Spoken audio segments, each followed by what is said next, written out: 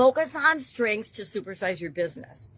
Question today: do you have a confidence bank account for yourself or for your business? Sharon Horne-Ellstrom here. Let's talk about it a little bit today.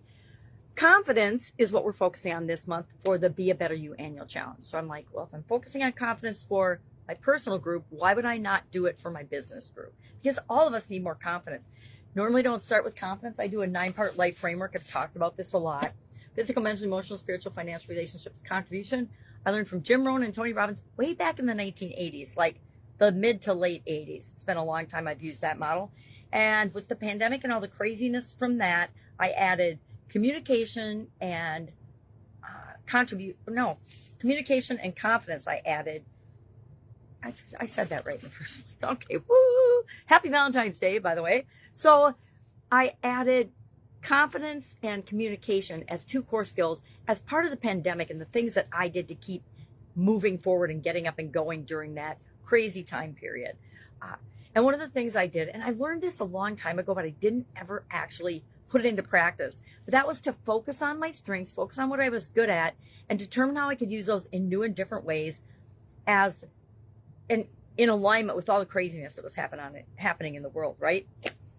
And one of the things that I came across again during that time period was this idea of a confidence bank account. Just like a regular bank account, which your accountant probably does for you. If you're like me, that's one of the first functions you farm out for any business that you have, or you outsource, or you get help with, or you hire, because for me, it's not my strength. I can do it. I know how to do it. I did it for years, just like taxes. Did them for years, but when mine got too complicated and too many things and too many changes, I spent a very in-depth search to find my accountant, who was terrific.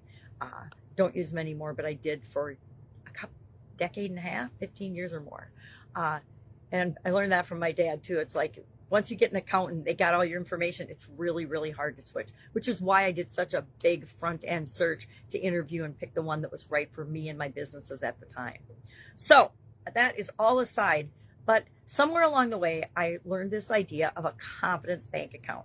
Now, to me, confidence is knowing that I can do something that's presented to me, or I can figure it out, right? You're faced with a problem. I know I can figure it out. There are very seldom a business problem that I ever am like shaking my head at and saying, okay, I don't know what to do here. I pretty much at this point, after 4 or 5 decades in business, know what to do. No matter what comes up, this is what we need to look into. This is who we need to enlist. This is what we need to do. Or at least the next step. Because sometimes all we can do is get to the next step, and then the next step will appear after that. We'll figure out the next step after that, especially with complicated issues and problems. So what is this confidence bank account thing? Well, it's just like your checking account register, right? Where you put the deposits in and you put the withdrawals in and you see what your balance is at any given time. Well, if we're focusing on our strengths, and every time we do something that's in alignment with our strengths, we give ourselves a little deposit. And every time we don't, every time we have to do things that we're obliged to do, or that just have to get done, that we haven't outsourced to anybody else, or we haven't hired somebody to do, then that gets a little withdrawal in our confidence bank account. Why? Because when we're doing things that don't play to our strengths, that we don't love to do, that don't light us up, we're not using our resources and our time and energy in the best possible way. Well, it's true of everybody else in your organization as well. Do you keep a confidence bank account for them? Meaning, give them positive feedback every time they stretch their comfort zone or do something that's in alignment with their strengths. They just have to stretch it a little bit further. I think it's a great tool. It's a great tool to teach people to keep track of themselves, and then to not beat themselves up for things that don't go right, or when they don't do what they say they're going to do in a certain area, because that can chip away at your confidence. But to remind themselves that, okay, I said I was going to do this for 30 days. On day 7, something came up and I didn't do it. So I'm going to take a little withdrawal, but I'm not going to throw away the other 6 days that I did what I said I'm going to do.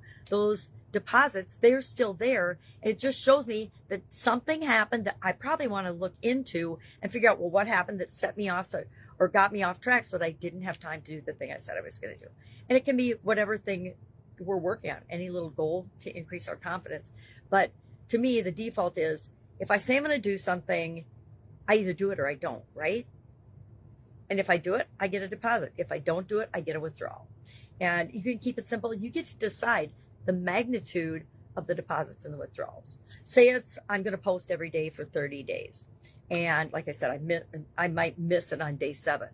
Well, what did I give myself for a deposit every day I did it? I mean, I can give it the same amount, or I just for a did it or didn't do it, and then a withdrawal for the amount that I didn't do it. Or you can make up any way you want to do it, because it's what feels good and works for you that matters the most.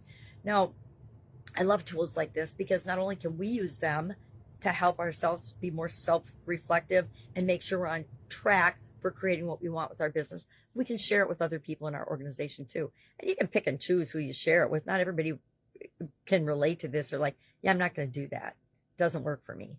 And then you try it on for a week or so, and if it doesn't work, you find another tool, because there are literally tens of thousands, if not more, tools that we can use to help us to create the life that we want and the business that we want. That's all I've got today. If I can help you in any way, if you want help deciding how you would set up your own Confidence Bank account, hit me up and I can help you with that as well. Have a great day, and I'll of course be with you tomorrow.